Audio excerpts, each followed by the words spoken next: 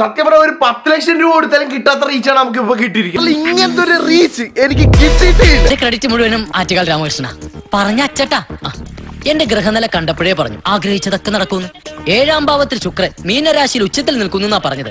നിയമലംഘനം എന്ന് പറയുന്ന ഒരു പൗരന്റെ ഏറ്റവും മോശപ്പെട്ട സ്വഭാവമാണ്. കാരണം നിയമത്തെ മാനിക്കുന്നവനാണ് യഥാർത്ഥ പൗരൻ, യഥാർത്ഥ രാജ്യസ്നേഹി. ആറ്റിങ്ങൽ രാമകൃഷ്ണന് തെറ്റില്ല മോനെ, ശനി വരുന്നത് ഈ വഴിക്ക് തന്നെ.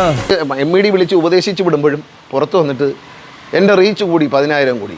ആരായിട്ട് പറഞ്ഞാണ് എന്റെ ലൈഫിൽ എന്റെ യൂട്യൂബ് കരിയറിൽ ഇങ്ങനത്തെ ഒരു റീച്ച് എനിക്ക് കിട്ടിയിട്ടില്ല. എന്തിന്റെ കുഞ്ഞാണോ ഇത്? നമ്മുടെ നാട്ടിലൊരു ചൊല്ലുണ്ട്, ചില സ്ഥലത്ത് ആല് കളിച്ചാലും ചിലർക്ക് അതൊരു തണലെന്ന് പറയും. അത്രയേ ഉള്ളൂ.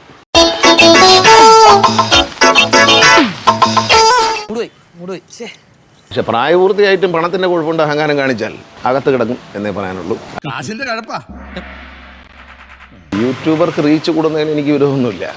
പക്ഷെ നിയമലംഘനം നടത്തിയിട്ട് യൂട്യൂബിന് റീച്ച് കൂട്ടുമ്പോൾ മാന്യന്മാരായ വ്യക്തികളോട് എനിക്ക് പറയാനുള്ളത്, ഇങ്ങനെയുള്ള ആളുകളുടെ ഒന്നും യൂട്യൂബ് കണ്ട് റീച്ച് ഉണ്ടാക്കി കൊടുക്കാൻ നിൽക്കാതിരിക്കുക എന്നുള്ളതാണ് നമ്മുടെ അന്തസ്. കാരണം നിങ്ങളൊക്കെ തന്നെ അവനെ വഷളാക്കിയത്.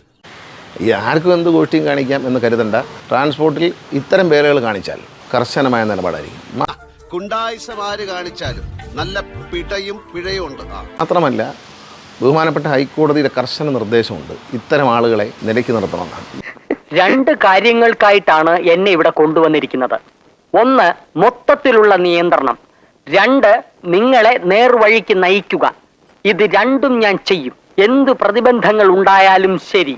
ഈ കാര്യത്തിൽ തന്നെ കർശനമായ നടപടി എടുക്കാവുന്നതിൻ്റെ ഏറ്റവും കർശന നടപടി എടുത്ത് ബഹുമാനപ്പെട്ട കോടതിയിൽ റിപ്പോർട്ട് നൽകണമെന്നാണ് ബഹുമാനപ്പെട്ട കോടതിയുടെ നിർദ്ദേശം.